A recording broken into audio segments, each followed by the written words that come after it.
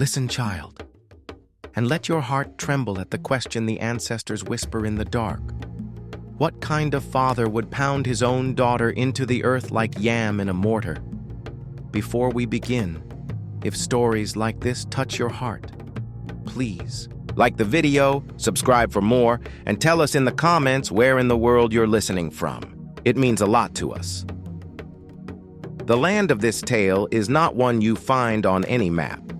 It is a place where the wind carries the scent of roasted ground nuts and the sharp tang of shea butter melting under the sun, where the baobabs stretch their arms wide as if trying to hold up the sky itself, and where the drums, oh the drums, never sleep. They murmur beneath the soil, a language only the ancestors understand. It was here, in a village of red earth and thatched roofs, that a man named Jabari lived. His hands were the strongest in the land, his fists like stones, his temper like a storm trapped in a calabash. The villagers whispered that he could pound palm kernels into oil with a single strike. But his greatest shame? He had no sons. Only one child, a daughter. Her name was Adetutu. She was slender as a reed, her skin the deep brown of fertile soil, her eyes holding the quiet light of the moon. Where her father was thunder, she was the hush before dawn. She moved through the village like a shadow, speaking little, listening much. The other children mocked her. Jabari's useless girl, but she never raised her voice in anger. Instead, she sang. Soft melodies to the goats, to the river, to the spirits that danced in the heat haze. And then the drought came. The earth cracked like an old woman's palms. The wells groaned, empty. The yam vines withered before they could bear fruit. The village elders gathered, their faces grim. The gods are angry, they murmured. We have offended the ancestors, another agreed, but the diviner, an old woman with eyes like smoldering coals, shook her gourd and let the bones spill onto the mat. She gasped. The land demands a sacrifice. A hush fell. Not just any sacrifice, a child of the village, buried alive in the sacred grove, their blood to quench the earth's thirst. Jabari stood. His voice was a blade. Take mine. The villagers recoiled. Even the diviner hesitated. Jabari, your only child? His jaw tightened. A daughter is no child. She is a burden. Let her be of use. Adetutu, crouched in the doorway, heard every word. That night, as the village slept, she slipped into the forest. The trees whispered warnings. The wind carried the scent of fear. Somewhere, deep in the dark, the drums began to speak, not in celebration, but in mourning. And then she saw it, a figure waiting at the edge of the sacred grove.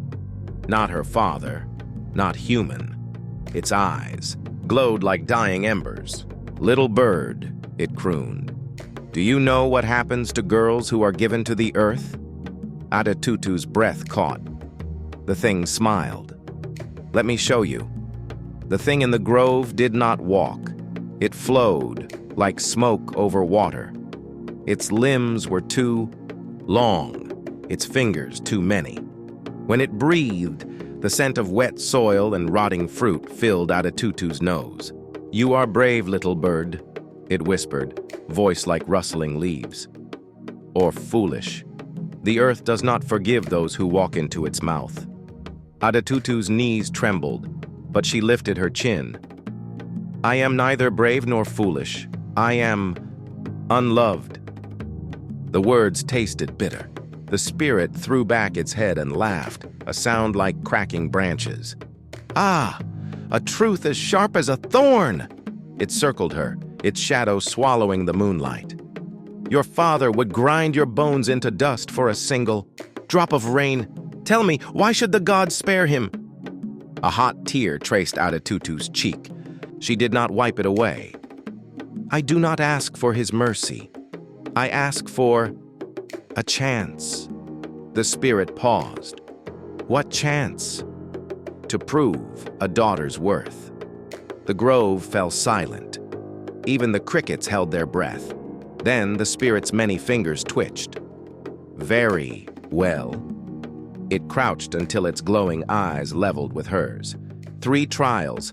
Pass them, and the rains return, without your bones feeding the soil. Fail. Its grin widened. You will beg your father to pound you into the earth himself.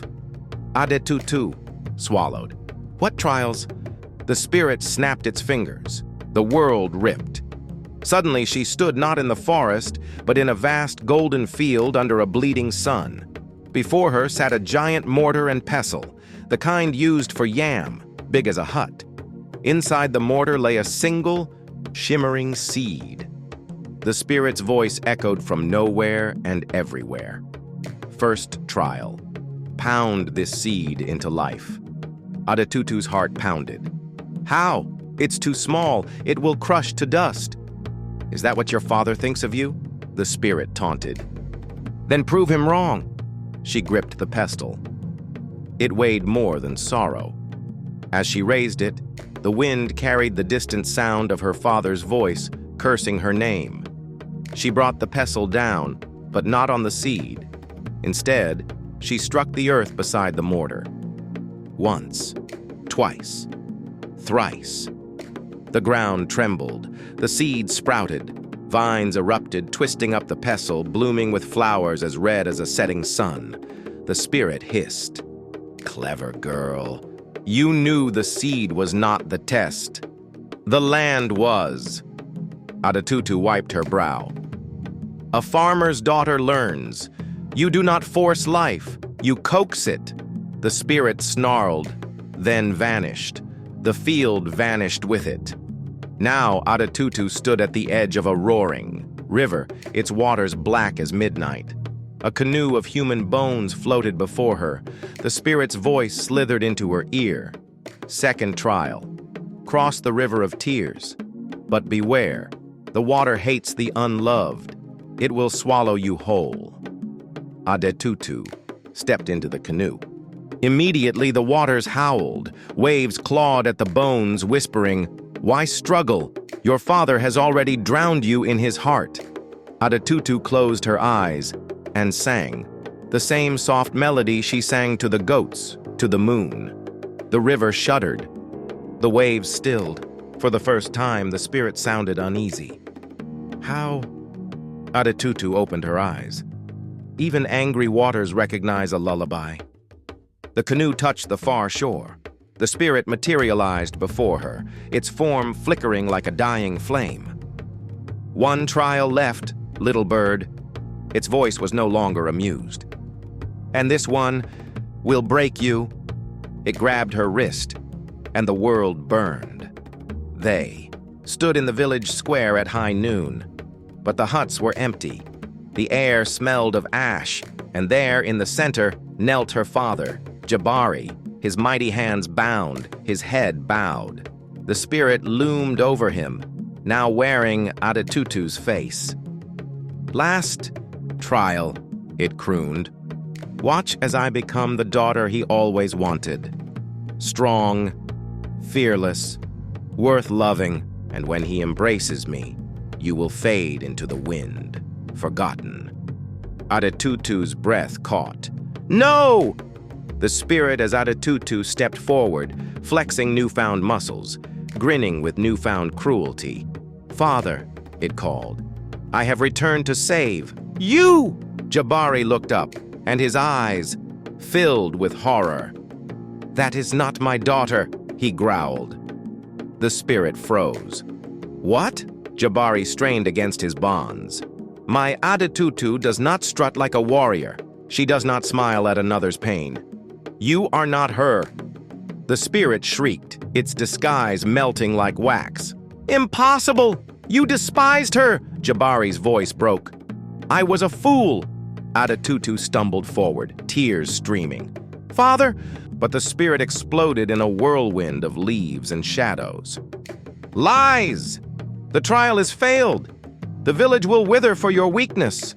The sky darkened. Thunder roared, and then a single golden raindrop struck Adetutu's cheek. The spirit recoiled, as if struck. "No, no, the gods have cheated," Adetutu whispered, "or you did not understand the final trial." The spirit howled, and the heavens opened. Rain poured, thick and sweet, as the village shimmered back to life around them.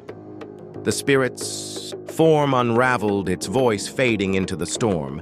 "This is not over, little bird." Then silence. Jabari fell to his knees, his hands shaking. "Adetutu, She did not let him finish. She turned and walked away. The rain did not stop. For 3 days and 3 nights, it fell, not the gentle blessing the village had prayed for, but a flood that turned red earth to mud, swelled the river over its banks, and drowned the first green shoots of new yam. And with the rain came the whispers. She angered the spirit, the women muttered as they hauled waterlogged baskets from collapsing huts. The sacrifice was demanded, and she refused, the elders grumbled, shaking their rain-soaked beards. "Now we all suffer," hissed the children, their eyes darting to Adetutu as she passed. But Adetutu did not flinch. She worked in silence, helping to drag goats to higher ground, patching leaking roofs with her own hands. She did not look at her father, though she felt his gaze heavy on her back, like a yoke. On the 4th morning, the village awoke to a new horror. The rain had stopped, but the river ran black, not with mud, not with filth, with blood. A woman's scream tore through the dawn. The villagers rushed to the banks, their feet slipping in the slick, dark mud. There, floating atop the crimson waters, were fish, belly up, eyes milky white, and among them, hands, small, delicate, a child's hands. The diviner collapsed to her knees, her gourd rattling at her waist. "The spirit is not appeased," she moaned. "It has taken another sacrifice, and it will take more." Panic erupted. Mothers clutched their children, men grabbed spears, though they knew no blade could cut a ghost. And then, a single broken voice rose above the chaos. "It wants me." Adetutu stood at the water's edge, her bare feet submerged in the bloody current. "It gave me trials," she said softly, "and I won. But spirits do not lose gracefully." She turned to face the crowd, her eyes hollow. "It will drown this village one soul at a time until it gets what it came for." Jabari lunged forward, his face ashen. "No, there must be another way." "There is." The voice came not from Adetutu, but from behind them all. An old woman stood at the tree line, her skin as cracked as drought-struck earth, her hair a nest of white vines. No one had seen her arrive. No one recognized her, but the diviner gasped. "Oya's breath! The Windwalker!" The old woman ignored her, her milky eyes fixed on Adetutu. "You beat the spirit at its own game, child. But it has changed the rules." She held out a gnarled hand. In her palm lay a single rusted nail. "This," she said, "is the bone of a forgotten god. Hammer it into the sacred grove's oldest tree, and the spirit will be bound." Murmurs rippled through the crowd. "Sacrilege! The ancestors will curse us worse." Adetutu took the nail. It burned her palm like ice. "What's the price?" The Windwalker smiled, revealing blackened gums. "Clever, girl, the price is memory. The moment the spirit is bound, no one will recall it ever existed. Not even you." Jabari grabbed Adetutu's arm. "No, there's another." "Father." Adetutu pulled free. "You were ready to forget me once. This is no different." The Windwalker cackled. "Oh, but it is. The spirit's rage is tied to his betrayal. If the nail is to work, he must swing the hammer." Silence. Jabari's hands shook. "You ask me to prove," the Windwalker interrupted, "that you are more than the man who sold his daughter for rain." The villagers held their breath. Adetutu did not look at her father.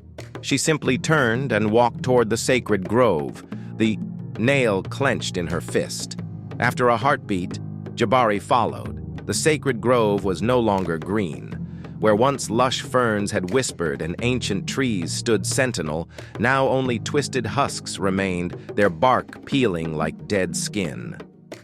The air smelled of burnt hair and wet ashes, and the drums, those unseen drums that had always pulsed beneath the soil, were silent. Adetutu stepped over a root that cracked like a bone underfoot.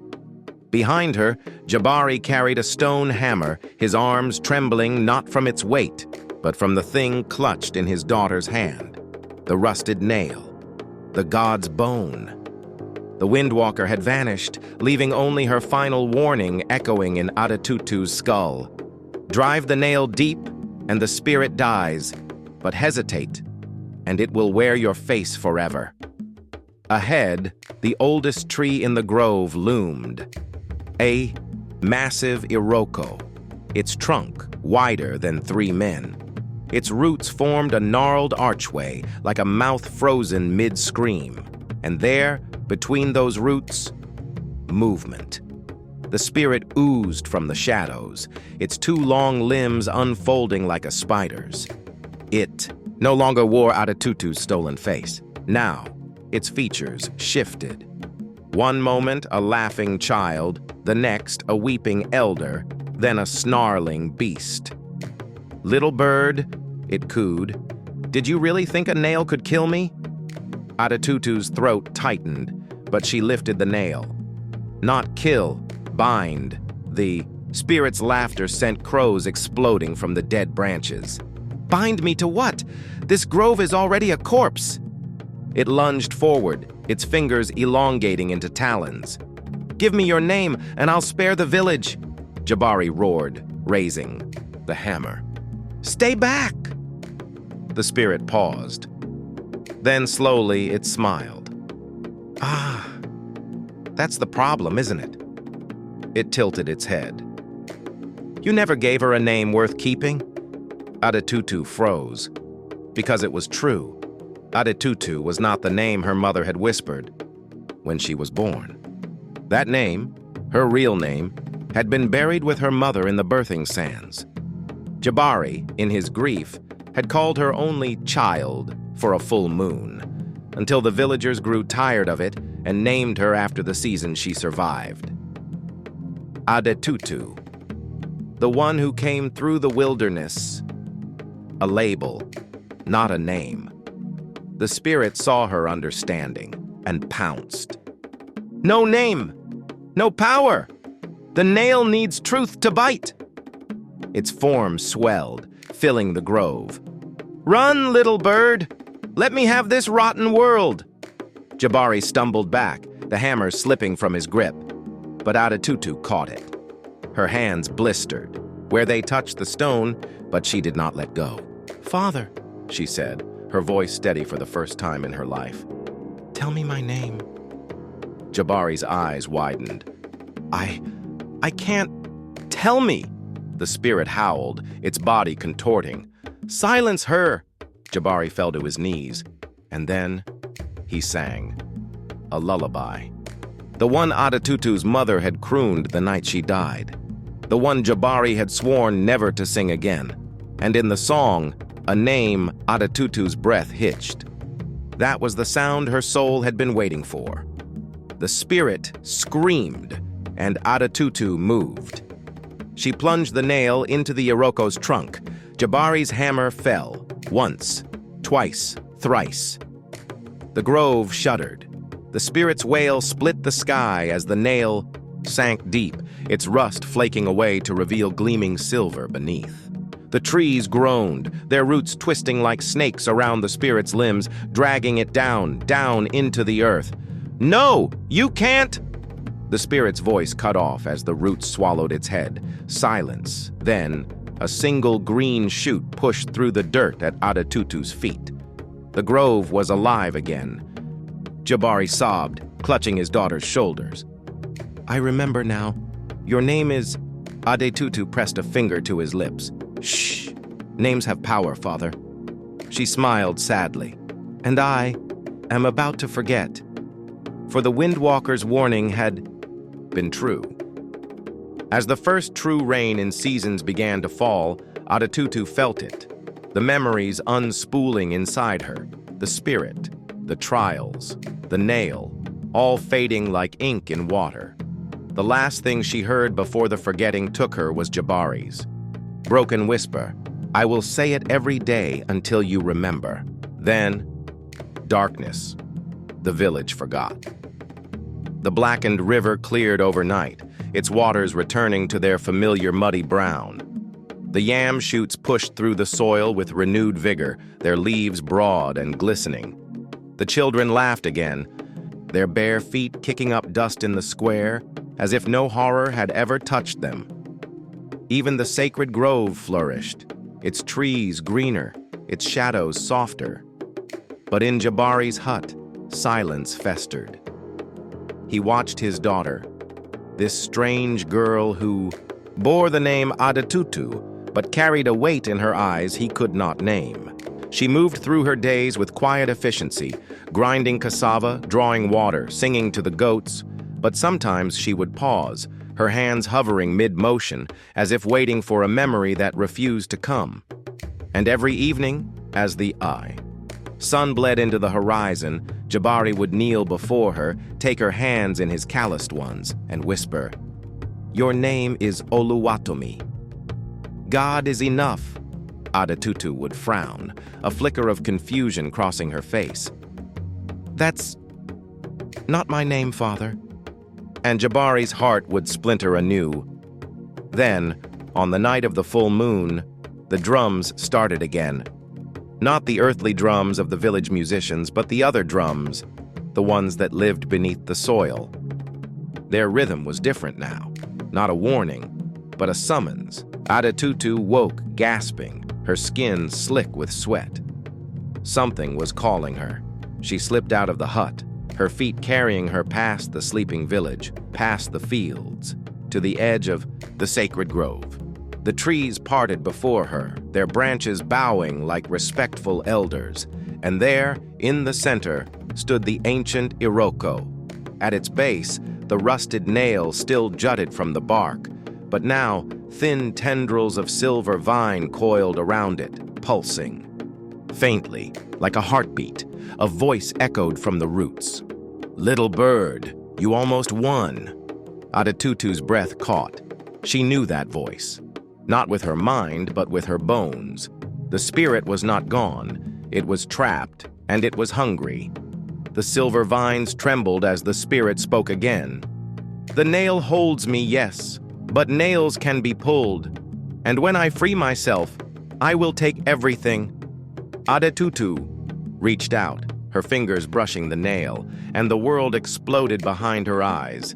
Memories, the trials, the river of blood, her father's hammer, her real name. She staggered back, clutching her head. "No! No!" The spirit laughed. "Too late, Oluwatomi! You remember now? But so do I." The ground trembled. The silver vines blackened, withering to ash. The nail loosened. Somewhere in the village, a baby wailed. Adetutu knew then what she had to do. She grabbed the nail and yanked. The spirit's scream shook the grove as the nail came free, its silver surface now dull and cracked. Adetutu didn't hesitate. She turned the point inward and plunged it into her own chest, not deep enough to kill, just enough to bleed. Her blood splashed onto the Iroko's roots, sizzling like water on hot coals. The spirit's rage turned to panic. "What have you done?"